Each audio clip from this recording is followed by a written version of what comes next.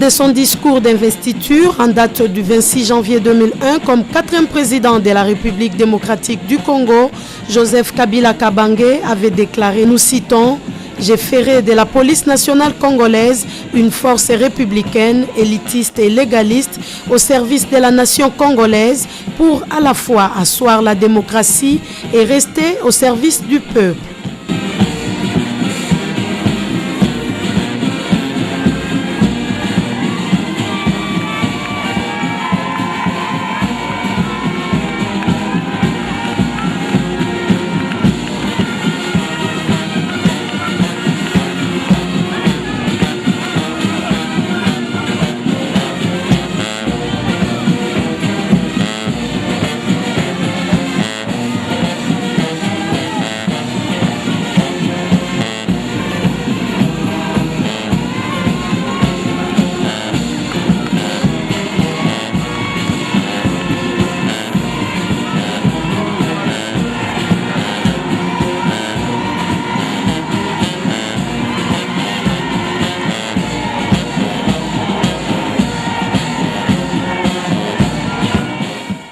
L'année 2011 qui vient de s'achever était celle caractérisée par la tenue du double élection présidentielle et législative en République démocratique du Congo.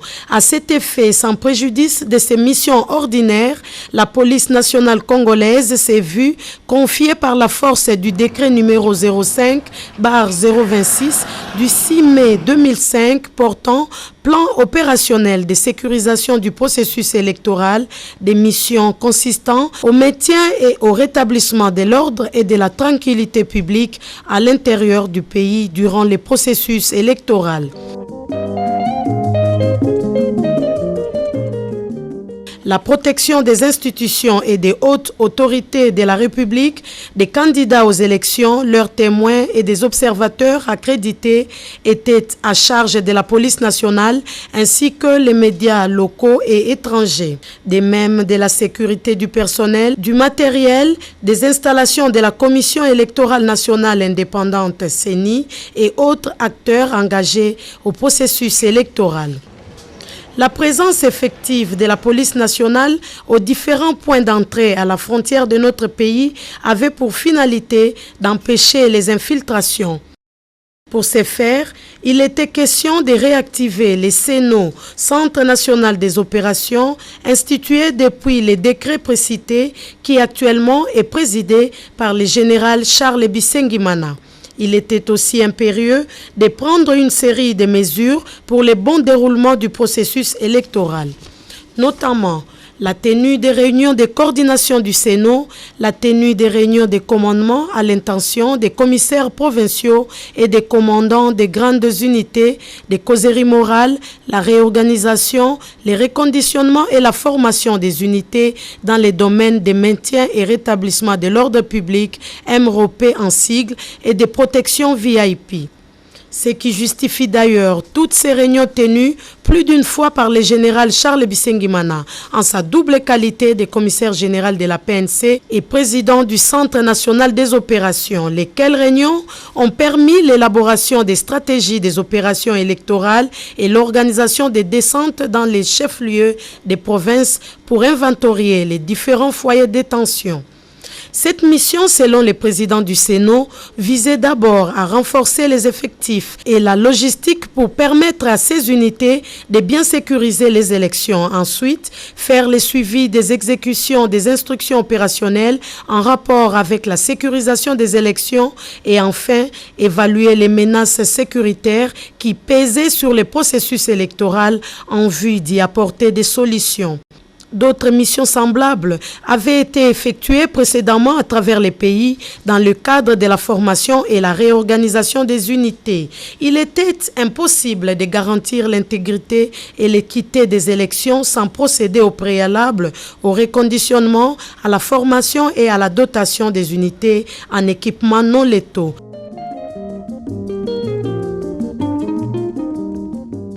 À titre illustratif, au centre d'instruction des Maluku, 2 bataillons de la Légion nationale d'intervention, à savoir les 1er et les 7e, ont été recyclés dans le domaine des MROP par la coopération française. Les recyclages également de l'unité de protection VIP avec la coopération sud-africaine et d'un bataillon de la LENI dans le domaine de maintien et rétablissement de l'ordre public par la coopération ougandaise.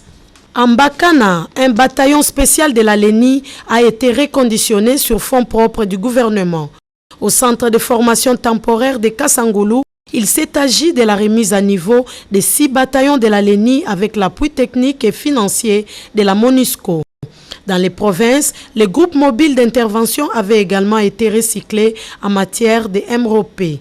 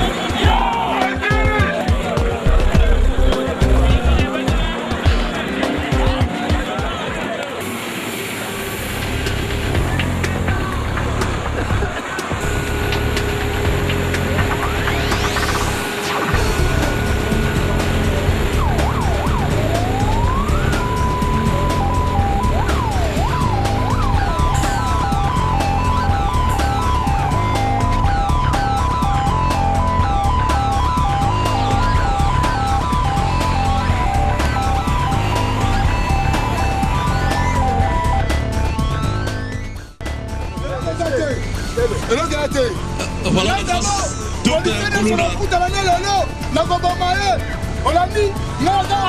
il se trompe. Ah, il a vu un petit policier, un policier de courte taille, et le policier qui s'est enflammé. Le commandant dit stop.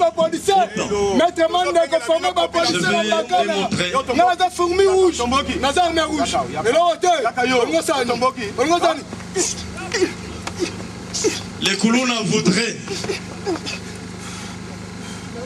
démontrer à l'officier de la police, mais voilà, l'officier de la police démontre qu'il est supérieur. Ça continue. Qu'est-ce que c'est? Il récupère le couteau. Qu'est-ce qu'il veut? Vous serez neutralisé. J'en suis sûr. Voilà. Il continue cet homme. Quel dit?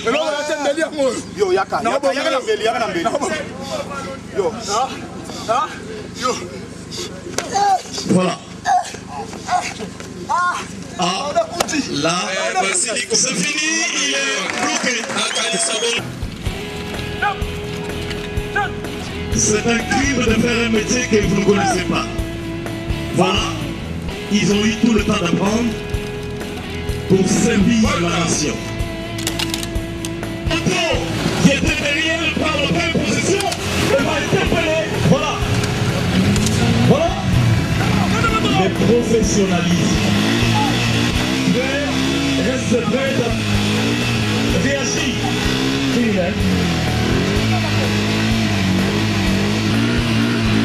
Voilà le criminel et le poussé.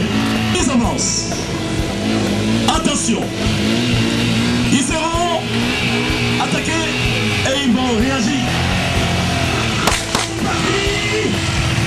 C'est mon tour. Voilà, il sonne. Voilà. Il court, il riposte.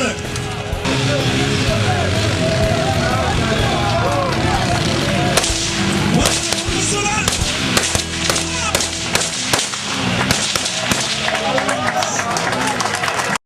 À la veille de la campagne électorale qui a coïncidé avec la fin de toutes ces formations, les mêmes partenaires ont apporté un appui logistique matérialisé par les équipements spécifiques individuels du policier, les matériels anti-émeutes, les véhicules arroseurs, les matériels de communication. Cet appui est venu de la France, du Canada, des États-Unis d'Amérique, de l'Ouganda, de la République sud-africaine, de la Grande-Bretagne, auquel il faut ajouter la MONUSCO et l'Union européenne.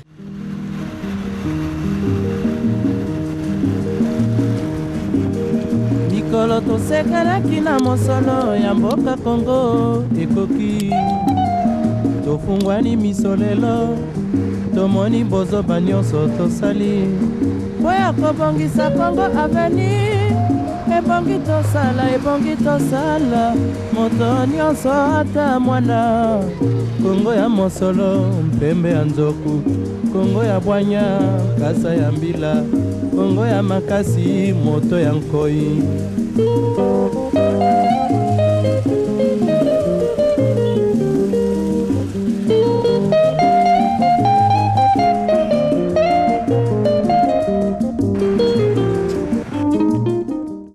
Tous ces matériels ont permis à la police nationale de maintenir l'ordre public et de sécuriser les processus électoraux sur toute l'étendue du pays, surtout à Kinshasa où les bains de sang a été évité de justesse.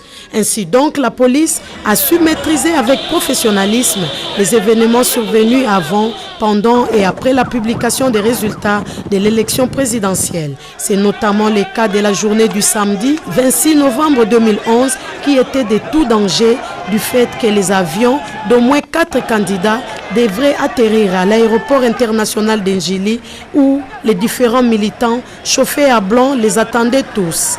La tension a commencé à monter et pour éviter l'escalade de la violence, la police s'est vue dans l'obligation de disperser les attroupements hostiles à coups de gaz lacrymogène.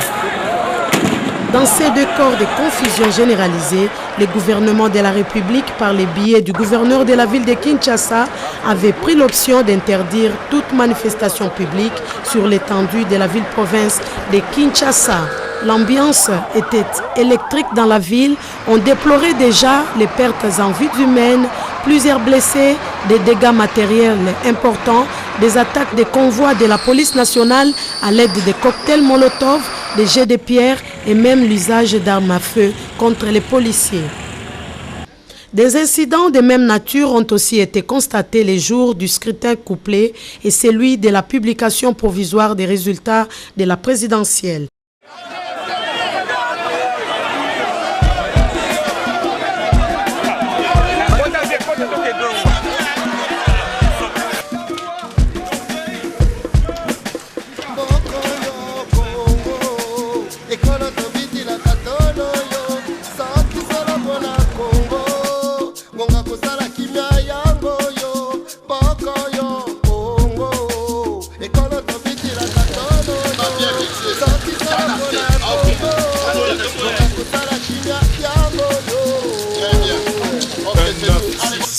Indépendance, 40 ans après, le Congo reste une référence de la connerie humaine et de ses conséquences. Souffrance, larmes, sang en abondance. Serait-il pas temps de s'accepter avec nos différences? Divergence d'opinion ou d'appartenance. Pour convaincre la population et l'amener au calme et à la reprise de ses activités quotidiennes, le commissaire général de la PNC va multiplier les contacts avec la presse. Je me prononce en tant que commissaire général de la police. Bien, je l'ai dit tout à l'heure, la CENI va proclamer les résultats provisoires et la police a pris ses dispositions en équipant toutes ses unités, en déployant toutes ces unités, en leur donnant des équipements spécifiques pour permettre à pouvoir maintenir l'ordre public et le rétablir au cas où il est troublé. Et donc nous pensons que la police a très très bien déployé ses effectifs. Elle est prête, elle a toujours été prête. Donc la journée sera comme les autres journées de l'année. Donc il n'y a pas à paniquer, il n'y a pas de panique possible. Je sais que nous sécurisons la population, nous maintenons l'ordre public. Les fauteurs de troubles, ils seront traités comme tels, comme auteurs d'infraction, et l'ordre sera rétabli le plus vite possible. Mais j'en appelle à la population d'évacuer à ses occupations calmement, comme d'habitude. Donc la population est appelée à vaquer à ses occupations comme elle le fait par le passé. Il n'y a pas de panique possible. Ne pas céder à l'intoxication parce que ce n'est pas la fin du monde. Les élections passent et le jour qui suit, nous allons reprendre la vie. Et on a déchaîné pour la reconstruction du Congo. On n'a pas besoin de quoi que ce soit et de paniquer. Pour une fois, les fauteurs à nos troubles ont été appréhendés et condamnés sous la procédure de flagrance. Congo, boko na pamba lobi, boko lula yango.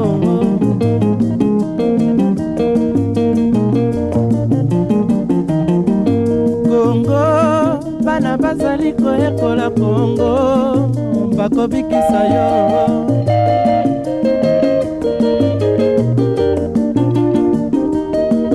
Congo, Congo ya bakoko, Congo.